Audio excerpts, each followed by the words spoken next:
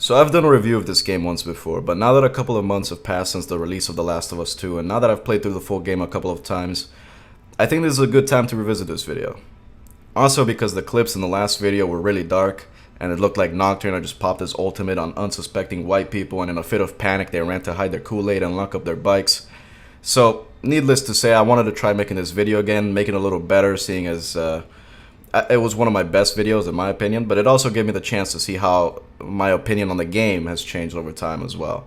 I've never seen such a divisive game, where two camps specifically formed, where one thinks this game was a masterpiece and the other thinks this was a massive flop. And it's the same community that was split down the middle before the game even released that was actually the most important a community has ever been when it comes to the reception of a game. I mean, any video praising The Last of Us 2 immediately got disliked, and the ones that hated The Last of Us 2 gained traction.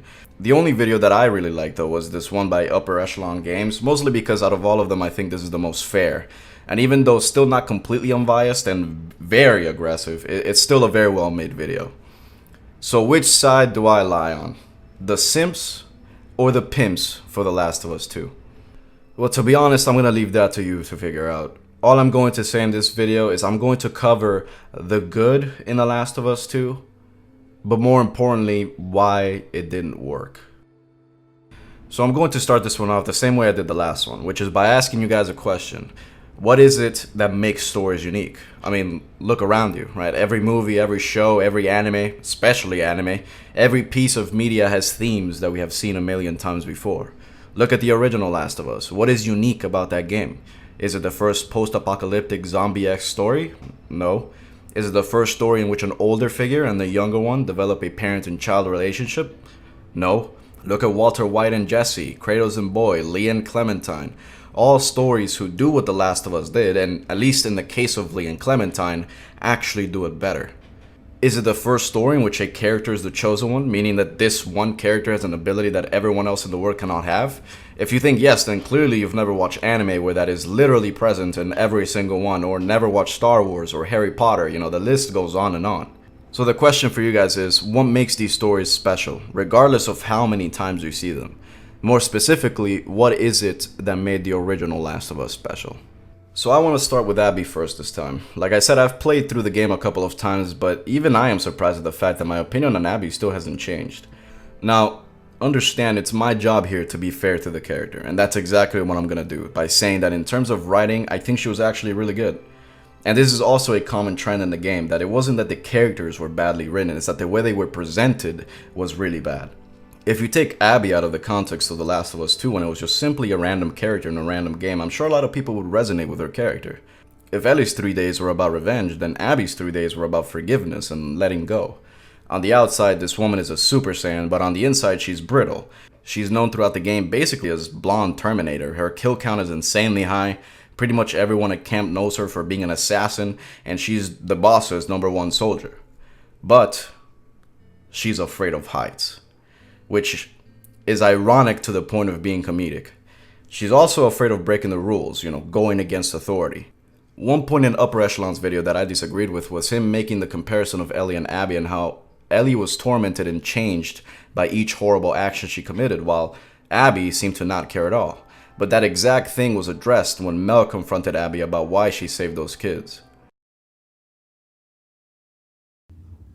I figured you'd have talked him out of going by now. Actually, I'm going with them. But not if you come. What? He may fall for your little act with these kids, but I don't. There's nothing to fall for. Isaac's top scar killer suddenly had a change of heart. Nothing to do with Owen, right? I haven't always done the right thing. You're a piece of shit, Abby. You always have been.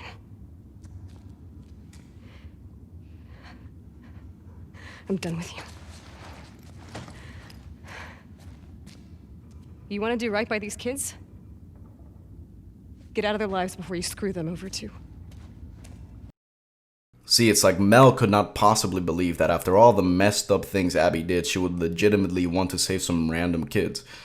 And Abby realizes that no matter how many good deeds she does, she cannot outdo the bad.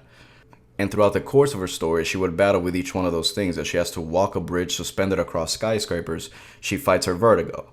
Her being completely submissive to authority is broken when she stands up for an enemy, and the very same kids that she would save would eventually then save her because they never got to see that twisted side of her. With them, she could be a new person and finally just move on. Now, I didn't really like Owen, just because he always talked like he was having a stroke, but aside from that, I felt her standalone story and the characters were really good. But that's basically my thoughts on Abby's side. You know, even after playing the game multiple times, I still feel the same way I did at first, but now my biggest question is, what was the point of having her in the game? What was the purpose of her story? See, it wasn't a mistake. They didn't just randomly add an 8-hour segment to the game by accident, so what were they trying to say? And anyone who says this game was lazy has clearly never heard these guys talk about the game and how much it hurts them to see their story misrepresented, which is why it's so important to be fair when you're reviewing anything, not just games, and ask what was the writer's intention, and then once you do, then you can ask, well, did it work? Which brings me now to Ellie's side of the story, by far the greatest example of the distinction between writer intention versus what the audience actually perceives. My opinion on Ellie's side did actually change over time, and especially once I started to pay attention to Ellie's journal. It packs so much content that you normally wouldn't get in dialogue without forcing it, and it just gives you an insight into what she's thinking, and more importantly, the person she's becoming. Her journal starts off with her writing about Dina and all of the normal teenager romance cringe. Then Joel gets killed and suddenly the entire mood changes and her obsession with Abby begins to take shape. But also you get hints at what is her real motivation, which is regret. Ellie's story starts off with her and Joel having had some type of falling out, and you don't get to find out why till way after Joel dies. And the way you find out is through these beautiful scenes that call back to the relationship in the original Last of Us and Ellie's innocence. But then you slowly start to see as Ellie grows up that she begins to question Joel, that she begins to question what happened at that hospital, and eventually she learns the truth of what happened. And I think the coldest way of thinking of this moment is just realizing that in this very moment right here, Ellie realized that the world would legitimately be a better place without her. That from now on, every time she sees an infected, every time someone close to her dies to infection or killed by an infected, it'll be impossible to not see it as her fault. Ellie could have saved the world, and Joel's weakness took that from her. So then 2 years pass with them not talking to each other, and eventually once both of them have grown and changed, they have one final conversation where they promise to just forgive each other and let it go. The day before he dies. When you add this context, it changes Ellie's story completely, because suddenly it isn't about revenge and anger, it's about regret. Which is why at the very end she can't kill Abby, because she realized in that moment that she wasn't as angry as she was just sad. It seems like a small thing, but it is very much the irony in humanity. The fact that she regrets overreacting and wasting so much time with someone who cared about her, that she would then overreact and start this pointless quest to get revenge that would eventually cost to the people who she cared about and the people who cared about her. The irony in humanity. And at the very end, when she returns to the farm, everything looks desaturated and stale, and she finds that chasing her revenge cost her everything. And if you're mindful of it and check her notebook right before the game ends, you once again get an insight on what she's thinking. She reflects on what would have happened if she stayed. She wonders if time could have washed away the smell of blood that lingers around her. Then she thinks about maybe going back to Dina, finding her and JJ again, but she says she'll just poison them too. Then the last verse is about the future, about where she's gonna go, and she says she'll stay alone and hide out until the smell of blood is gone. But then she goes into her room and finds that after everything that's happened, after perpetuating violence because she failed to identify and correctly process her grief, she had lost her fingers. Which means that she will never be able to play the guitar again, and that was the only thing that she and Joel had left. The irony.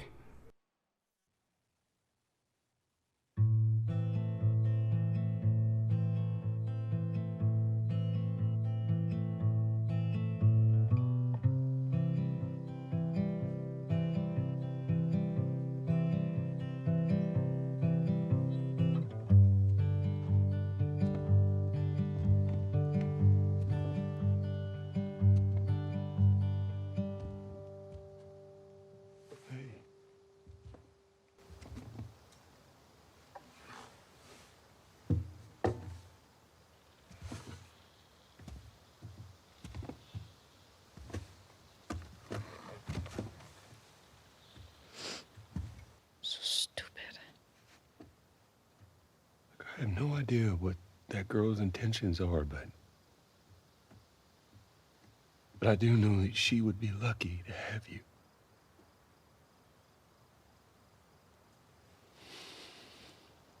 You're such an asshole.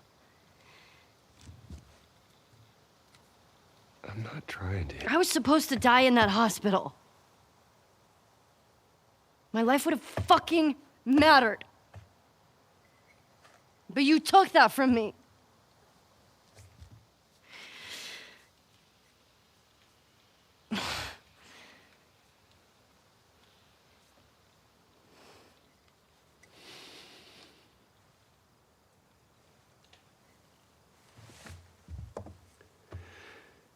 If somehow the Lord gave me a second chance at that moment, I would do it all over again.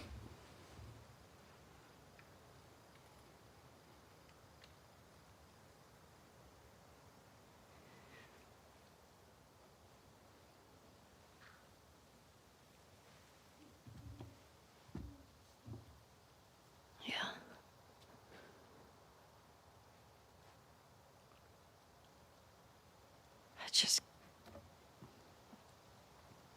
I don't think I can ever forgive you for that.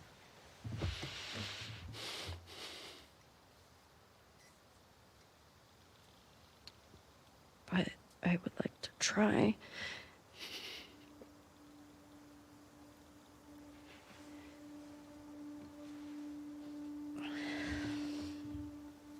I'd like that.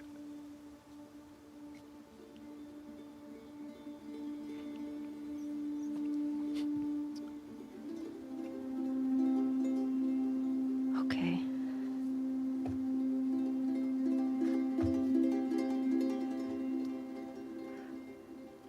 I'll see you around.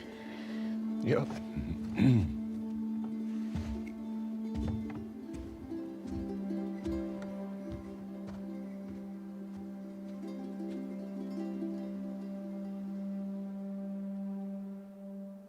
So the meaning is there, the story is there, the characters are there. So then why does it feel so bad? This is where I'd like to redirect you to the original question I posed at the beginning of the video. What makes these stories unique? Well, the answer is you, the viewer, the listener.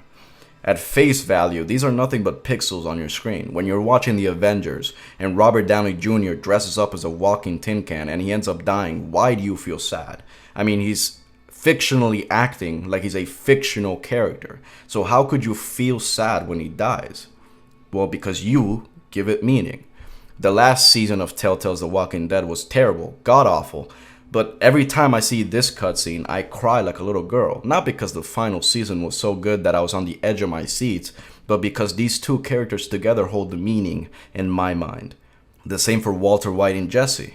But to contrast, when I see Kratos and Boy, I literally could not care less. It was a fantastic game, but I personally just didn't care about their relationship.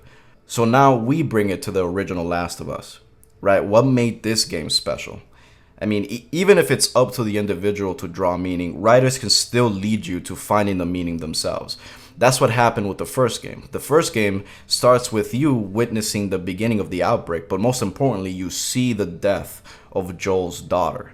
Then Joel meets Ellie and they embark on this journey on a faint glimmer of hope that somehow Ellie's immunity could be used to make a vaccine. You travel across the country, encounter cannibals and infected that would give you nightmares, and you finally get to the hospital, the moment you had spent 30 hours of headlocking clickers to get to, and you find that they can't make a cure without killing Ellie in the process. And this is where the choice is made for you. This isn't the Telltale game. They forced you to make this choice. One that you might disagree with. You might think that Ellie's life is well worth the lives it would save, but you don't get a choice. The writers lead you to the meaning of the story, and you are forced to kill everyone at that hospital. You are forced to carry Ellie out and lie to her about what happened. The entire ending of The Last of Us 1 was entirely reliant on the player, the spectator, to derive meaning from it. Otherwise, what was the point of everything you just did? You play 20, 30 hours, then you get to the hospital, kill everyone, and then it just ends? See, this is why the writers made you experience Sarah's death in the beginning. They lead you into giving the meaning, because once you saw him hold his daughter as she died, you understood that Joel would do anything not to have that happen again, even if it meant dooming the entire world without a vaccine, and suddenly you have your meaning. The irony in humanity. Which then brings us to the ending of The Last of Us 2.